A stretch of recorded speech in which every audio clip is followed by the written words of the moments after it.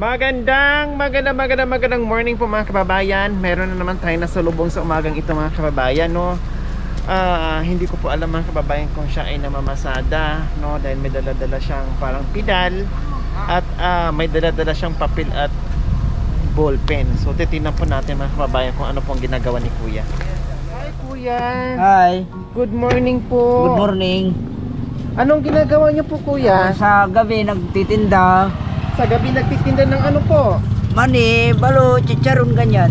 Wow, tapos ngayon anong ginagawa niyo po Kuya? Kolektor sa steel. Oh, nagpapataya ng steel or collector ng steel. Ano bang pangalan ni Kuya? Pedro. Si Kuya Pedro. Ilang taon na si Kuya Pedro? 47. So, may pamilya po kayo, Kuya Pedro? Meron po. Ilan po ang anak? Bali, dalawa po. Wow, dalawa. Ito ba talaga ang trabaho ni Kuya Pedro? Yung pang... Oo, yung ganito. Ganito Ganito talaga. na. Napansin ko lang, akala ko i-try. No, pero ano po? Pinagawa ko to. Ay, talagang pinagawa nyo. Katas ng pawis ko to. Katas ng pawis nyo. Tatay, maitanong ko lang. Ay, Kuya Pedro, maitanong ko lang po. Huwag niyo po masamain. Mahawakan mo to ah. Opo. Kayo po, ano po ba ang nangyari? Inborn. Mula nung pinanganak mula kayo. baby. Bakit po? Anong nangyari? Anong kwento ng mother nyo po? Bakit nagkaganyan po kayo? Sa makabilang bahay yung tatay ko, nadamay ako. Sa makabilang bahay, yung tatay nyo, nadamay kayo. O ano pong nangyari? Bakit nadamay po kayo? Uminom sila ng gamot. Epekto ng gamot to. Dahil sa depression ng nanay nyo na hindi nakayanan sa pagtatalo ng magulang at mga magulang nyo, binuntis kayo nung time na yon. Tapos Hindi alam ni nanay na buntis. ay hindi po niya alam na buntis kayo. Uminom siya ng gamot. Uminom siya ng gamot para ba lasunin niya yung sarili niya, Oo. ganon, dahil sa depress.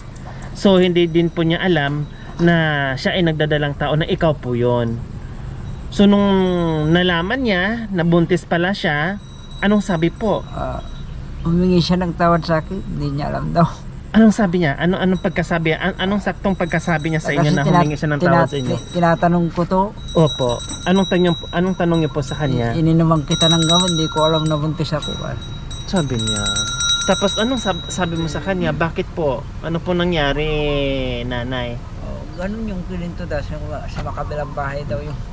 Bakit naitanong niyo po na ganyan yung kalagayan niyo? Oo. Bakit naitanong niyo po sa kanya? Wala na bang kung bakit na ganito ako inangka. Oh. Nadamay ka lang ka. Nakwento niya sa inyo. So, hanggang ngayon, kumusta naman si Mami? Wala na rin po sa makabilang buhay na. Wala na po akong Si tatay niyo po, sa makabilang buhay na rin. namatay na sila parehas.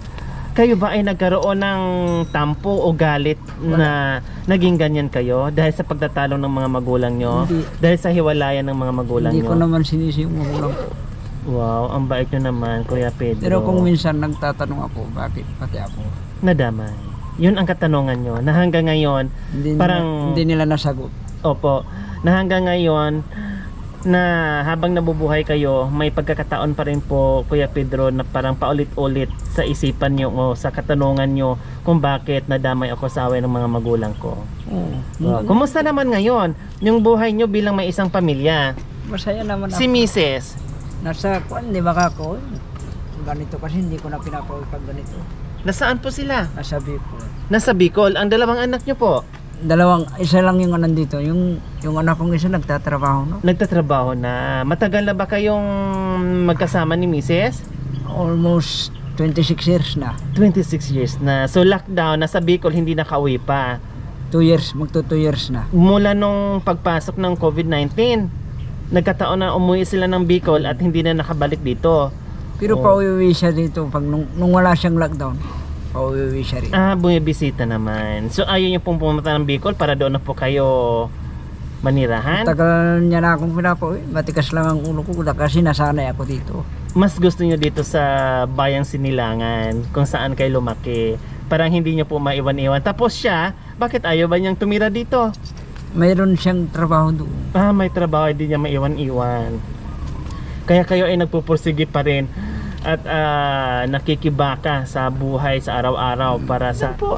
Tatay Pedro, ilang taon na po itong ginagawa nyong ganito po ang Hanap buhay ko mula hanap buhay nyo po? mula nung hindi pa lisensyado itong ginagawa ko. Mitingiro na ako talaga. Yun po talaga ang ginagawa nyo. Sa Saka- gabi, balot vendor, Oo. balot vendor at Huminto rin ng ganito, naggulay din ako. Naggulay din ako. nagugulay din po pala kayo. Nagugulay pa yan. Lahat ng diskarte, Ginagawa ko. wow, ang sipag. Bakit ba ang sipag ni Tatay Pedro sa kabila ng kanyang kapansanan? Kahit na nung wala pa akong anak, talagang ganito na ako. Kasi yun ang nagising ko sa mga magulang ko. Wow, Tatay Pedro, hindi ba kayo napapagod, nagsasawa na sa kabila ng kalagayan nyo na ganito nagtatrabaho pa rin po kayo? Lalo ngayon, lalong lumakas yung loob ko, may mga anak ako. Wow, salamat naman Kuya Pedro. Kuya Pedro, syempre daman namin na ayaw mong magiging pasan, no, magiging problema sa pamilya nyo. Kaya gumagawa din kayo ng diskarte para sa pamilya mo din, no? Pero kung gugustuhin ko na huminto, pinapahinto rin ako ng kuya ko. Anong sabi? Huminto ka na, kaya kitang pakainin. Yun naman pala, may babae Pero- pala kayong kuya. Ayaw ko Ayaw niya magiging pabigat. Ayaw kong umasa. Opo, kasi meron din, nahihiya po kayo sa kanya dahil may pamilya din at ayaw ko yung dumagdag sa problema niya or magiging pabigat sa kanya. Wow, pero ang bait naman, at least na-appreciate niyo po, at least merong kapatid na nagmamahal po sa inyo. Ano? Oh, di ba? Kasi- Okay. Yes. Kasi, tita, siyam kami. Opo, tapos ngayon, pang ilan po kayo? Ngayon, dadalawa na lang kami. Mga namatay lahat. Puro heart attack, ganyan. Mas mapalad pa rin po kayo, no? Lahi namin kasi yun. Opo, mas mapalad pa rin po kayo kahit ganito yung sitwasyon nyo. Binigyan pa rin pa kayo ng buhay na Oo. hanggang ngayon, no, patuloy sa buhay-buhay, no, kung ano man. Tiis lang at syaga tulad ng ginagawa nyo, Kuya Pedro. Kuya Pedro, paano nyo po magpapadyak o paano nyo po galawin? Pwede ba namin kayong makita? Ganito lang po yan So ayan ito. po si Kuya Pedro, ganyan lang po yung kanyang pagpipidal, ginagamit po yung kanang kamay. No. Tapos yung kaliwa naman niya yung manubela niya. Sa tagal na panahon mga kababayan, ito po yung ginagawa ni Kuya Pedro. 2000 nung na-discover ko rin ito, binigay ng mga pinsan ko. Yung unang ganito ko, binigay ng mga pinsan ko. Nung So ilang taon na po kayong ganito, Kuya Pedro? nung nasira ko yun, pinalitan ko ng sarili kong pawis. Yan. Ito ay katas ng kasipagan nyo. Katas ng pawis, ika nga ni Kuya Pedro. So ayan. Ngayon, kailangan kulit ang, pero nagdadasal na lang, kailangan kulit ang 7,000 para bago ulit lahat ito. Baguhin nyo po ulit lahat. Kasi medyo, Luma na. ayan no, yung may sira na sa ilalim. Pinapalitan ko na ng chassis yan, pero kailangan kong baguhin lahat para matibay ulit. Para matibay. Kasi sa kalumaan na rin po. Ilang taon na po ito? Almost, pinalitan ko to mga 2003 to, meron na ako eh. 2003. Tapos ano na ngayon? 2022 na. Oh. Hindi pa napalitan. So ilang... Ano na, napalitan ko na. Kaso bumibigay Bumibigay ulit ulit. ilang taon na. Ayan. So ayan po mga kababayan, no, nasa lubong namin si Kuya Pedro. Akala ko e-trike, akala ko anong ginagawa niya, namamasada siya, pero ito yung ginagawa niya. Buhat nung pinanganak si Kuya Pedro, ganyan na po talaga, no, dahil doon sa ika nga biktima, no, nadamay doon sa away o away na mag-asawa, no, na-depress yung magulang, gusto magpakamatay, uminom ng maraming gamot at hindi naman ni akalain ng ina na si Kuya Pedro nung time na yon na uminom ng gamot si nanay ay buntis pala, no? So ito yon. Pero yon na itanong na ni Kuya Pedro doon sa nanay niya. So yun po yung sagot ng nanay niya, no? Pinaliwanag. Ganun pa man sa kabila ng kanyang kondisyon, no? Patuloy pa rin sa paghanap buhay dahil ayaw magiging pabigat. Although merong kapatid, no, mayroong kapatid na nag-offer na wag ka na magtrabaho, kaya kitang pakainin. Kaya lang naintindihan din natin si Kuya Pedro na ayaw magpabigat, no, ayaw magiging pabigat doon sa pamilya ng kanyang kuya, kaya hanggat maaari, hanggat kaya niyang kumilos, kikilos siya. So ito po yon. So kanyang panawagan, sana yung itong kanyang marupok na ginagawang service ay mapalitan, dahil 2003 pa napalitan ng isang beses, and then hanggang ngayon nakita naman po natin puro kalawang at talagang hindi na matibay, no? And then bukod pa dyan sa kanyang sasakyan, ito nakatabi din po dito, nakakabit dito yung kanyang saklay para pag once na Pinakabit ko rin yan. Ako rin nagpakabit dyan. kayo din po nagpakabit para pag once na bababa siya nagsasaklay, tama po kuya, no? Kaya nandito lang po yung saklay ni Kuya Pedro. Lahat nandito na, pati inumin ko ni dala-dala ko na Bakit lahat. hindi po kayo makalakad, Nang, Kuya Pedro? nang Walang matagal. saklay? No, hindi. Wala. Gagapang ako. Paano po kayo makasaklay? Pwede po ba, Kuya Pedro? Pwede rin. I-mustra nyo po sa amin. Oo. Sige, salamat po. Ganito ako bumababa pagkwal. So ayan po. Sa bahay, hindi ko na ginagamit tong mga ito. Puro gapang na lang.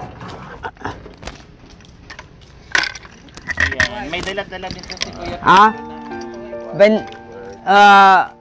26-32. Kalabyan. Ganyan ako bumaba pagkwan. Tapos pag umatake pa yung rayuma ko, yung anak kong isa, Hindi binubuhat na po kayo. hindi ako makalakad na talaga firme. Pag gusto kong pumunta dito, Minsan sumabay pa yung arthritis nyo. ito ang laki-laki. Oh. Ginagamot ko lang sa mga kwan. Ginagamot ko lang sa mga herbal. Tulad.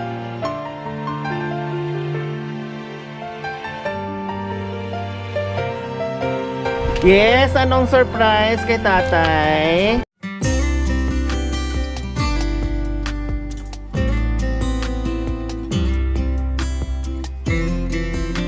Kuya Pedro, meron na kayong bigas dahil alam namin na kaya kayo ay nagsisipag kahit ganyan yung katayuan nyo at para may pambili kayong pagkain at para sa pamilya mo, no?